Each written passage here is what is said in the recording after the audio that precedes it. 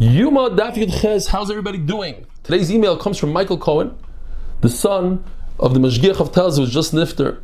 A few weeks ago, I was walking in American Dream Mall and I suddenly bumped into a chassid with 10 kids and we instantly hugged. My wife and kids were baffled. I turned while still hugging the stranger and told my wife, I never met this guy before. I'm pretty sure one of his kids whispered to the other, Vez the Shaygitz. He's referring to Yisrael Goldstein. He's never met him before and he recognized him from Zoom. Mika Amcha Yisrael. Today in Shul, I saw two guys who recognized each other from the Daf. The guy went over and asked him if he was official. When Fisher said yes, and explained that he was in town because his mother was in the hospital, the tzaddik went on to offer Fisher a place to sleep, meals, etc. It was incredible. Mika Amcha Yisrael. Goes on to say, tonight I'm having dinner with Avi Kamiansky, also from the Shir, who I've never met. It's unbelievable camaraderie. Thanks, Michael. So let's get into it. Yoma Daf Yud Ches. The Mishnah tells us that they gave the Kohen Gadol Skenim elders, and these Skenim they read to the Kohen Gadol Parshas Achrimos. In the first Beis Hamikdash, they were makbid that the Kohen Gadol should be greater than everybody else. He should be more powerful, more beautiful, smarter, wealthier. And some say that if he didn't have money, everybody donated money to him to make him wealthy. And they would say, Adoini HaKohen Gadol, please read yourself, maybe you forgot. So in Bayis Sheni, where people would pay to become Kohanim Gedolim, like Marta Bas Baisus, she paid 3 kav of zuhuvim, it's like 72 eggs worth of gold, that her chasim Yeshua ben Gamla should become the Kohen Gadol. So it makes sense. Over there, maybe they didn't even learn, forget.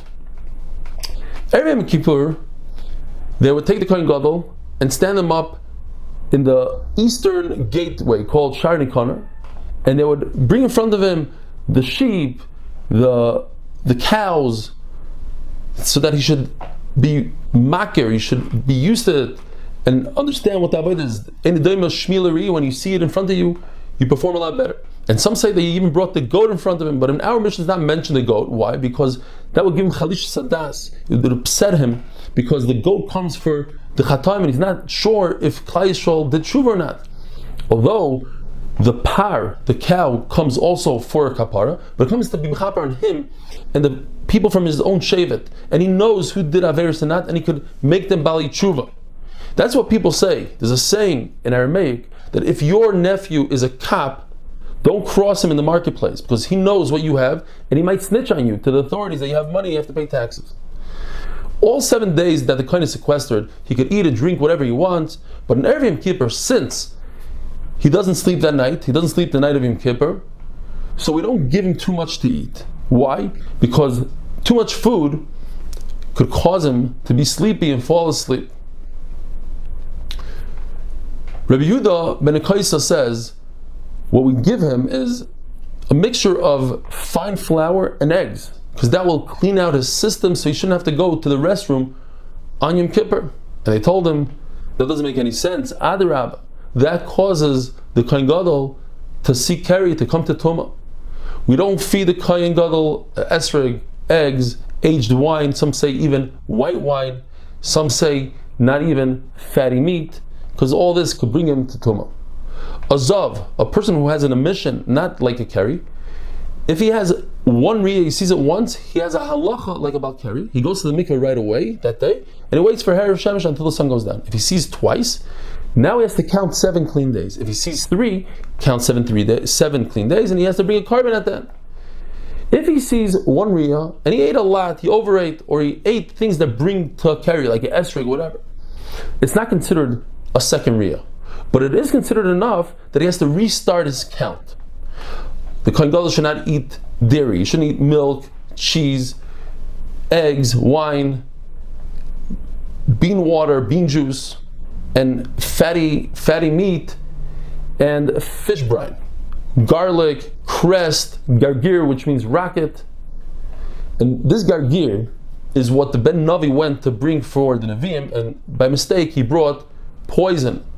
And Elisha said, just add a little flour to it and everything will be fine. If you find gargir, rocket, and you could eat it, that's very good for your eyesight. If you can't eat it, so just smear it into your eyes, and that should also help the eyesight. Rav Papa says that this gargir is powerful only if it grows by itself on the border without any other plants around it. The Gemara gives a good eitzah that if you're a guest, you shouldn't use the balabais's pajamas, let's say. You shouldn't eat eggs, because that could bring to embarrassment if he sees a carrier. Very interesting Gemara. Rav says, when he would come to a city, he would come to the city Darshish, he would scream out, Man havali Yoma, who wants to be my wife for one day? He was of the opinion that a person shouldn't be without a wife even for a day. And then he would be Megarisha. Rav Nachman did the same thing when he went to Shachan Tziv. A regular person cannot marry a woman in another country, in another place, because we're concerned that he might have children with her over there, and his children from the other country will get married with each other, or bring to Mamzeros. But a Talmud Chacham, everybody knows that this child is the son of this Talmud Chacham, so they'll never make the shidduch between the two. In general, when a woman agrees to get married, we have to be chayshish. She saw dam just from agreement, for being excited, and therefore you have to wait for 7 days. So it must be that in the case of Rav and Rav Nachman, Talmid Chacham went ahead of time and were machriz and found them a wife. Or they were just miyach the wife on the side and never had any relations. Says the Mishnah, every day of the 7 days, the Zikni Bezdin would give over to the Zikni Kahuna. And these Canaan would bring the Kohen Gadol to Beis Aftinas to teach him the very hard avoida of chafina, which is to take the ketores and put it into a shovel. As you could see in the regular shir, we did a demonstration.